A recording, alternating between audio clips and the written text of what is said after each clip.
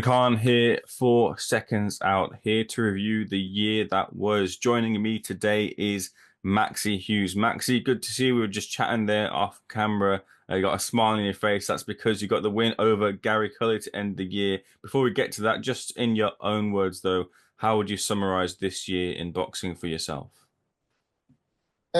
Mixed emotions. Obviously, the big one beginning at year headline in Vegas didn't go my way. Bit of a disaster, but I didn't let it define me. I didn't. Still not. I'm not crying about it. I moved on. We had a good win comeback in September against Efstathios Antonas, which set up a title fight back on the big stage against Gary Cully to finish the year off good. And we're in a good position. So overall, I'm happy. I've been busy. I only had one fight last year. I've had three this year, so I'm very happy. So let's get to the start of the year in that fight with Zepeda. You obviously documented the troubles that you had getting to that fight on your YouTube channel as well. But just how much did that detriment you on the night, do you feel? I think it definitely played a part. I'm not one for making excuses because I decided to get in ring. I could have pulled out at any point and had it rescheduled, but I said no. I'm going to carry on. I'm going to be all right. I'm going to fight and I'm going to do my best. And I thought that would be enough, but Zepeda took me off to him. Phenomenal fighter, made me work. He hit me to the body really bad. I nearly went down, but I had to grit my teeth not to go down. But that's something I've got to live with.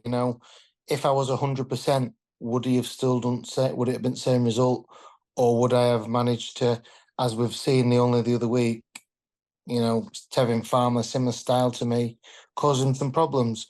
Would I've been able to cause him some problems? Maybe, and it could have been the same result. But that's a question and something I've got to live with. But I'd love the chance to fight him again. And hopefully, if that ever was to happen, things go smoothly.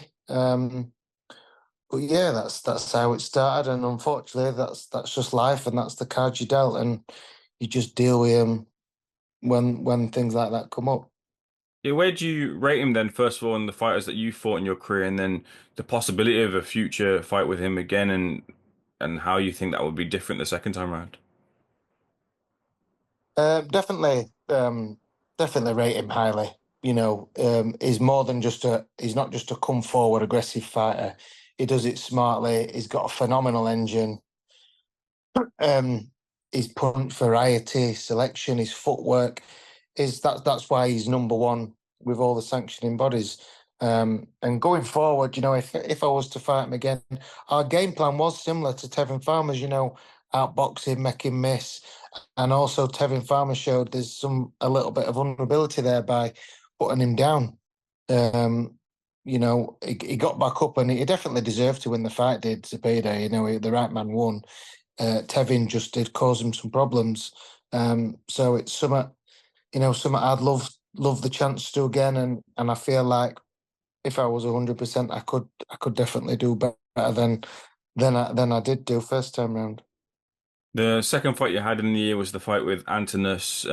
Is it fair to say that was just a warm-up fight, getting you ready for kind of the next big opportunity? Well, at the time, I didn't. Excuse me. I didn't know what were going to be coming. It's like at the time I didn't know I was going to be getting paid. It's how I tried to explain how my mindset was. I'm physically fit, but I think I'm mentally saying right things like, yeah, I'm not taking him lightly. Even though this is his world title fight, I just thought that, my experience would just get me through, which it did, but it made me work. And, the saying, the better the opponent, the better you box. And that was certainly the case for him because he had absolutely nothing to lose. And to be fair, it was a lot harder fight than my fight with Cully on Saturday. And he certainly hits a lot harder than Cully does Staphios. So yeah, well, like how I've explained it is like imagine somebody saying to you, right, I need you to go to work to do this big job for me. I don't think you're going to get paid, but if you do a good job, there might be another job for you in future. So that's almost like how I felt. It's like you go and get the win and do all right. You might get a big fight off the back of it, and lo and behold, my experience did get me through. A lot of people have said I was losing that fight when in the truth is I wasn't, because obviously I knew it wasn't my best performance. I spoke to the referee who scored the fight after. I said, what was the score? He says, going into the last round, I was 1 point up. But obviously all that was irrelevant because I stopped him. Well, that were great because maybe Cully and his team were looking at that going, oh, Maxi's finished. Maybe that's what they were using for their confidence booster. But, I knew, my team knew that that wasn't the best version of me. And, obviously that may be the reason why it led to me getting the Cully fight. But because I wasn't happy with the Stephios performance, fought him on the Friday, and I was back into intense training on the Monday, not just ticking over. I was like, right, hopefully the phone's going to ring, but I'm going to train as though I've got a fight. And lo and behold, the phone rung, and we had, the fight, which was just Saturday against Cully. So this fight with Cully had been kind of talked about for quite a while, and obviously teammate as well, Reece Mould, had the chance to fight him, and your team will still feel that they were deserving of the victory on that night. But did you have doubts going into the fight about yourself? I know that on your YouTube channel you said like the worst fears kind of happening and that your training had been hampered a little bit because you've fallen ill. But did you have any doubts off of the back of that fight with Antonas going into the fight as to where you were? No, I did take a good hard look at myself after the Antonis fight and asked myself some honest questions and felt I put everything to bed going forward to the Cully fight. The bit that annoyed me with the Cully fight was the virus and how long it took. I don't know if it was a strain of COVID, because I know normally viruses, especially with how fit I am, they normally bounce off me. I normally have them a day or two and they're gone. But this one hung around. Then I had a chest infection, antibiotics for that. I had to have an antibiotic ear spray because I couldn't. Both ears were muffled, and just constantly I only had 2 weeks sparring for that because I couldn't spar because of the virus and risk of giving it to everyone. But the reason I didn't pull out was I thought I know I'm going to be all right, and I know my level is better than Cully's level, and I said it in my YouTube video.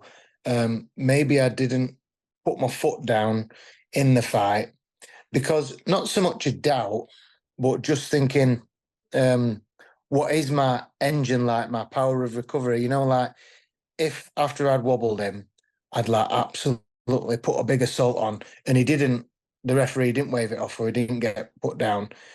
What was my recovery going to be like? So that was a little issue, and that's why I thought, you know what, I'll just cruise here. I know I'm winning. It's so clear, and I've got the read on him. I'll just cruise. So that was maybe a slight doubt, but it was nothing. It was only because of the virus, not because of my performance against Antonas or where I felt I was in my life and career. It was just purely down to having a virus for so long. And even fight week, I've still got a little bit now, a bit of snot in my nose, and I still cough a bit off my chest. But I knew deep down that I'm levels above him. And I was glad to show it on night. Yeah, your team would have had the read on Gary for quite a while. And I was speaking to Josh yesterday, and he said that after the loss to Reece Mould in the changing rooms, Gary mentioned that he wouldn't do the rematch with Reece, but he would have the fight with yourself. So going into that fight with Gary, at what point did you feel comfortable, and was there any point where you expected kind of more from him in those rounds?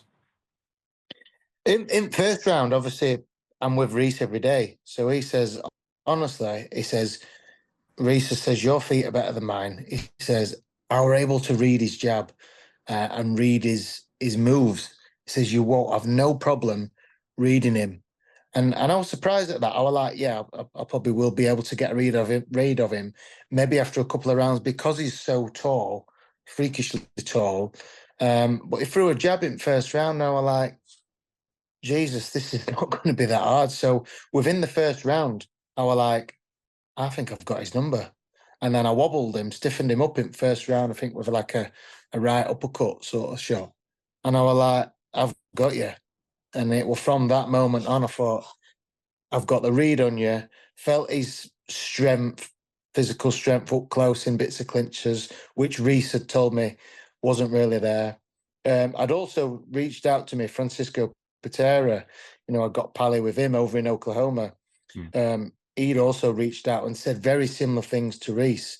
This power that we thought Cully had after a load of knockouts coming up before his defeat. Everyone was like, Cully's such a big puncher. But Reese was saying he caught Reese with a straight backhand, which is normally his money shot. And Reese caught it and thought, right, that's it. That is your best shot. You can't hurt me. And he did say with me, I think he might have even caught me with a left hand right hook. And I was like, right, that's nothing that I've, Staphos hit me harder than that. So I know every round felt I've got his number. I know I'm landing, making him miss, my experience, everything. And that's what I've said all along. That's why the fight annoyed me, that people thought it was so close, like 50-50, or those idiots that thought Cully would smash me. It's nice to read back and say, Cully's going to knock Maxi out. He's going to be this, he's going to be that. I'm like, God, you really don't know a lot about boxing, do you? Managed to prove people wrong again, Maxi. Did you have the chance on the back of the fight to speak to Eddie and kind of see what's next, or push and pitch for that fight that you want? Well, before the interview, I said to him, I said, look, Eddie, about 2 years ago, 2022, when I beat Ryan Walsh and I beat Kid Galahad, you kept harping on all that year. I want to get Maxi that life-changing fight. I says, I haven't forgot about that. I says, my kids have now seen this, Eddie. So now I'm back working with you. It's time for you to deliver.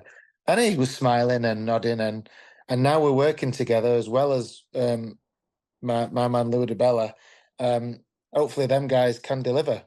I feel in safe hands. We're going into New Year in a good position. So hopefully that's going to be the case. I know obviously all the matchroom staff, they've been that busy. They all pretty much left Sunday morning a bit hungover, straight over to Saudi for obviously a big fight week. I think that's why not a lot of footage has gone on, the interviews and the behind the scenes footage. It's all just sort of being left because they've all gone straight back into work for obviously a mega fight week this week. So obviously let them get that this week out way.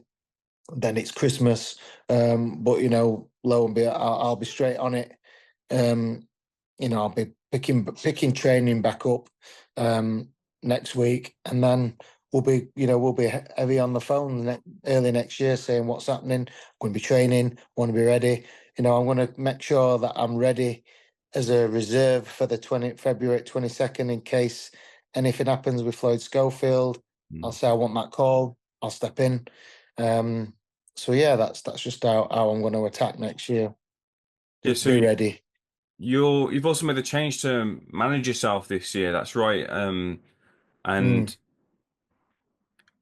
in terms of your priority list, you just mentioned there your kind of plan of attack for 2025. How high does on that list feature that rematch with Kambosos? Because he's now joined Matchroom as well.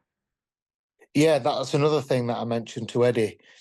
I'm happy to finish my career at 135. Just shut this door. I'm happy to finish my career at 135 because I make it comfortably. But obviously, George has moved up to 140. That is a fight that I would step up to 140 because of the history. But if you've got plans for him, as in a mega fight with Paro and all Australian big fight, I'm not getting in the way. I'm staying out way. Like I felt like I got in the way of, nearly got in the way of Loma v George. That probably a lot of people on the inside had said, "Oh, they were probably that was set up before." You nearly derailed that. So I'm not making myself a victim again if they've got a big fight and a big show planned, I'll stay away. Because if I don't knock him out, then they're not going to get me. Um, but yeah, absolutely, it's a fight that I would love to revisit. I think there's still an appetite for it. It's a year and a half on pretty much, and people are still talking about it. You look at the comments from weekend. Great win, Maxi. Hope you get the rematch with Kambosos. So it's very much still spoken about and still an appetite for. So yeah, we can push for that. Obviously, we're both looked after now by Matchroom and Ludabella. So it could be close that it could be made. So we'll just see. But I think my priority is just the big fights. Love a crack at a world title. One of the main four. That is a goal of mine. I felt like I should have had my chance instead of George against one of the greatest of this era, Lomachenko. That was stolen from me. I feel like I've earned it, so that's going to be my goal is heading towards that world title. Just want to ask you as well about your friend Josh Warrington, who had only the one fight this year against Kakashi and is now sort of in balance as to whether he continues his career or decides to hang up the gloves. Just in your own thoughts, do you think Josh still has life left in the pro game? Absolutely, yeah. Obviously seeing him at gym, seeing him train, is a ultimate professional, and I think just maybe where he is in life at minute, he's got a lot on. Obviously, his missus, they're just about to bring their third baby into this world. So that's a lot on your mind. And we've sat down as a team and spoke about how we felt the Kakachi fight went, and it was almost like too comfortable. Like when he would come in and sitting on stool, we're asking you all right, you good, your fitness good, and he's just so calm, just sat going, yeah, yeah. And maybe we just like with myself, I needed that spite, and I think I showed a bit of that spite, especially at first half of that fight at weekend. So I think that's what we'll look to go in the thingy. And he's said he's going to continue with that. Obviously, we know boxing's a short career. So there's plenty of fight left in him. Let him enjoy Christmas and celebrate bringing his baby into this world, and then he'll get back on, and whatever he needs from us as a team, we'll support him. We'll be at gym training alongside of him, and we're there for him. Speaking of celebrations, I think like, when you were over in America, you bought that big kind of Texan hat back with you. What did you bring back with you from Mhm. Monte Carlo? So I didn't bring myself anything, but got absolutely ripped off in a Monaco gift shop. Like one of those tacky gift shops you usually get. Yeah. Um, Went in there thinking it were a tacky gift shop. There were two little pink baseball jackets, like Fruit of the Loom material, Mm. just with Monaco written on them. All like, oh, two jackets for me, two girls there. Pick them up. Yeah, I'll have them. And I did get myself actually because I've got my garage, like a metal number plate. I've got them for Oklahoma, Las Vegas, and I bought a Monaco one. That was only €12, which were reasonable. But put all the stuff on till, and she was like, that's €162. Or what? So €75 for a little kid's Fruit of the Loom pink jacket.